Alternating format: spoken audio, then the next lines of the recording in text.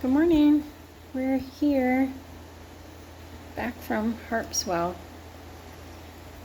Today is August 4th, 2024, and we're reading a commentary first, and then we're continuing on with Jeremiah. Jeremiah's judgment against Egypt.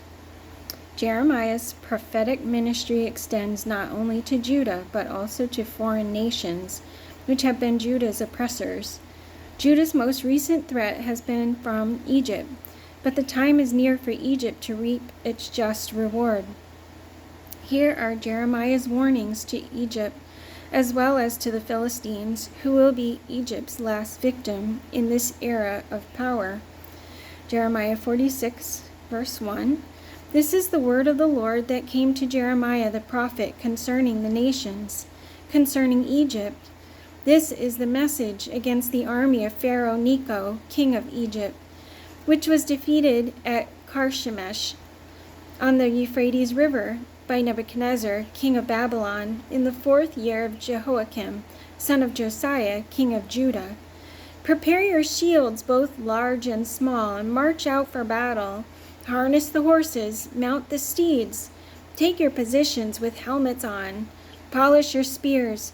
Put on your armor. What do I see? They are terrified. They are retreating. Their warriors are defeated. They flee in haste without looking back, and there is terror on every side, declares the Lord. The swift cannot flee, nor the strong escape.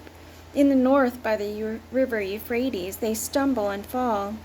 Who is this that rises like the Nile, like rivers of surging waters? Egypt rises like the Nile, like rivers of surging waters. She says, I will rise and cover the earth. I will destroy cities and their people. Charge, O horses. Drive furiously, O charioteers. March on, O warriors, men of Cush and Put, who carry shields, many men of Lydia, who draw the bow. But that day belongs to the Lord Almighty, a day of vengeance, for vengeance on his foes. The sword will devour till it is satisfied, till it has quenched its thirst with blood. For the Lord Almighty, will offer sacrifice in the land of the north by the river Euphrates. Go up to Gilead and get balm, O virgin daughter of Egypt, but you multiply remedies in vain. There is no healing for you. The nations will hear of your shame. Your cries will fill the earth. O warrior, one warrior will stumble over another. Both will fall down together. This is the message the Lord spoke to Jeremiah the prophet about the coming of Nebuchadnezzar, king of Babylon, to attack Egypt. Announce this in Egypt and proclaim it in Migdol. Proclaim it also in Memphis and Tahpanhes. Take your positions and get ready, for the sword devours those around you. Why will your warriors be laid low? They cannot stand, for the Lord will push them down. They will stumble repeatedly. They will fall over each other. They will say, Get up, let us go back to our own people and our native lands, away from the sword of the oppressor. There they will exclaim, Pharaoh, king of Egypt, is only a loud noise. He has missed his opportunity. As surely as I live, declares the King, whose name is the Lord Almighty, one will come who is like Tabor among the mountains, like Carmel by the sea. Pack your belongings for exile, you who live in Egypt, for Memphis will be laid waste and lie in ruins without inhabitant. Egypt is a beautiful heifer, but a gadfly is coming against her from the north. The mercenaries in her ranks are like fattened calves. They too will turn and flee together. They will not stand their ground, for the day of disaster is coming upon them, the time for them to be punished. Egypt will hiss like a fleeing serpent as the enemy advances in force. They will come against her with axes like men who cut down her trees. They will chop down her forests, declares the Lord. Dense though it be, they are more numerous than locusts. They cannot be counted. The daughter of Egypt will be put to shame, handed over to the people of the north. The Lord Almighty, the God of Israel, says, I am about to bring punishment on Ammon, god of Thebes, on Pharaoh, on Egypt and her gods and her kings, and on those who rely on Pharaoh. I will hand them over to those who seek their lives, to Nebuchadnezzar, king of Babylon, and his officers.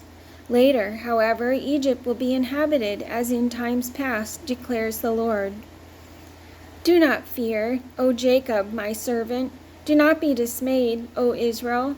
I will surely save you out of a distant place, your descendants from the land of their exile. Jacob will again have peace and security, and no one will make him afraid. Do not fear, O Jacob, my servant, for I am with you, declares the Lord. Though I completely destroy all the nations among which I scatter you, I will not completely destroy you. I will discipline you, but only with justice. I will not let you go entirely unpunished.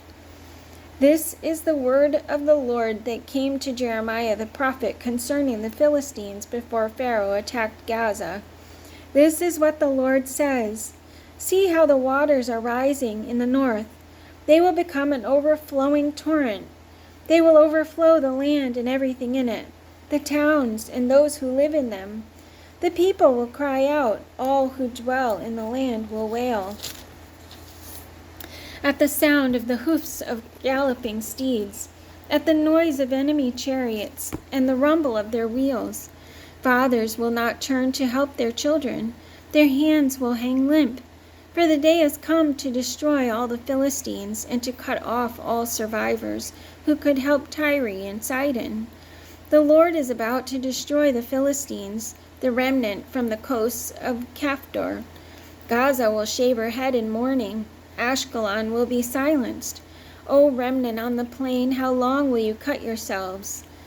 Ah, sword of the Lord, you cry, how long till you rest? Return to your scabbard, cease and be still. But how can it rest when the Lord has commanded it, when he has ordered it to attack Ashkelon and the coast? All right, that's it. That's it for today. Tomorrow we enter some new territory. All right, so I'll see you tomorrow. Have a great day.